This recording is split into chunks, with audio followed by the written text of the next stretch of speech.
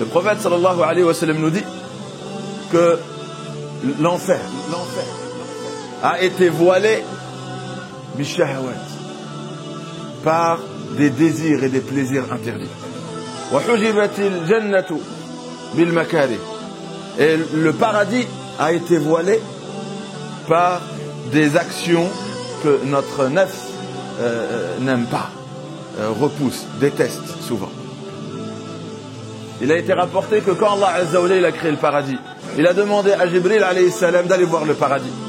Et que contient le paradis? Quand Jibril a vu le paradis, il a dit: oh Allah, toute personne qui entend parler de ce que contient le paradis va faire l'effort qu'il faut pour y rentrer. Et après Allah, il a recouvert le paradis par les actions, les choses à traverser pour finir au paradis. Donc il a voilé le paradis par un voile qu'on doit traverser pour aller au paradis. Et quand Jibril est reparti et Allah lui a dit: va voir, et il a vu, il a dit: je crains que personne ne puisse y rentrer. Quand il a vu le prix à payer, ce qu'il fallait traverser pour finir au paradis, Jibril alayhi salam, il a dit: je crains que personne ne puisse y rentrer. Après Allah, il a créé l'enfer, il a dit: Jibril, va voir l'enfer. Et quand Jibril a vu l'enfer, il a dit: oh Allah, personne qui entendra parler de ce monde et ce que contient ce monde va l'éviter. Et après Allah, il a voilé l'enfer du shahawat, avec un voile qui sont les plaisirs et les désirs que Allah nous a interdits. Et quand Jibril a vu, il lui a dit: maintenant va voir. Et quand il a vu le voile qui menait en enfer, c'est-à-dire les choses qui, si on les fait, mènent en enfer, il a dit: je crains que personne ne puisse être épargné. Je crains que personne ne puisse être épargné. Ce hadith nous explique que les portes du paradis et les portes de l'enfer sont déjà sur terre. On est dans une dimension où on peut, par les actions que nous choisissons de faire tous les jours, passer à une autre dimension. C'est-à-dire les portes du paradis sont sur terre et les portes de l'enfer sont sur terre. Maintenant, c'est à toi de te poser la question. Quand le prophète sallallahu alayhi wa sallam te dit que le paradis, pour aller au paradis, pour finir au paradis, tu dois traverser un voile qui est sur terre. Et ce voile, il a appelé le makari, des choses que ton âme, que ton nefs n'aime pas forcément. Comme Allah dit dans le Coran, Allah vous a prescrit le combat alors qu'il est détestable pour vous. Mais peut-être que vous détestez quelque chose, mais qui est en réalité un bien pour vous. Et peut-être que vous n'aimez pas quelque chose, ou vous aimez quelque chose et c'est un mal pour vous.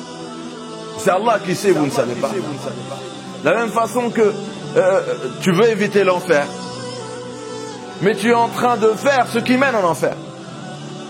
Et c'est ça le défi.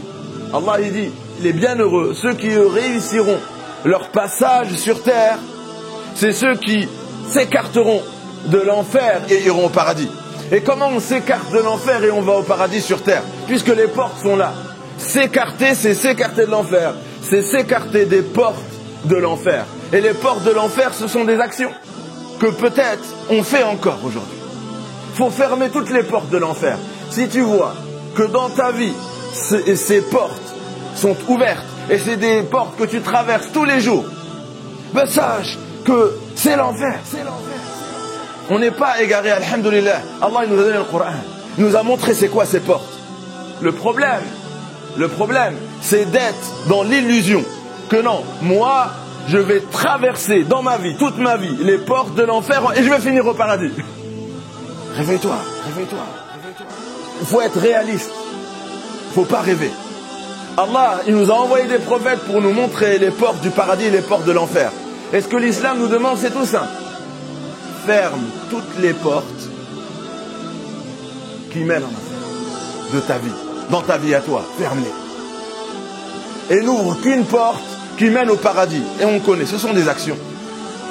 Il y a des actions qui causent notre rentrée, Inch'Allah, au paradis, et des actions qui causera l'enfer pour beaucoup de gens sur terre. Et voilà, le prophète sallam, il nous a sauvés. Comment? En nous montrant ces portes. Allah nous a guidés comment? En nous montrant ses portes. Mais concrètement, il faut le choisir tous les jours. Et l'infaq en fait partie. Quand Allah il nous demande de donner, Allah il témoigne dans le Coran qu'on est attaché au trésor de ce bas monde, au monde matériel. Mais Allah il nous dit quoi? Il sait qu'on est attaché, il sait que ça ne nous plaît pas. Il nous dit wa kurhun lakum, je sais que c'est détestable, mais je vous appelle à le faire. C'est le prix à payer pour aller au paradis. Ala inna sil'atallahi ghaliya. Le paradis, c'est le prix qu'Allah t'offre. Il est très précieux, il coûte cher. Il faut le payer sur terre. Et le trésor qu'Allah nous réserve, c'est le paradis. Et de toute façon, vous savez que tout ce qu'Allah nous demande face à la récompense qui nous attend est très accessible.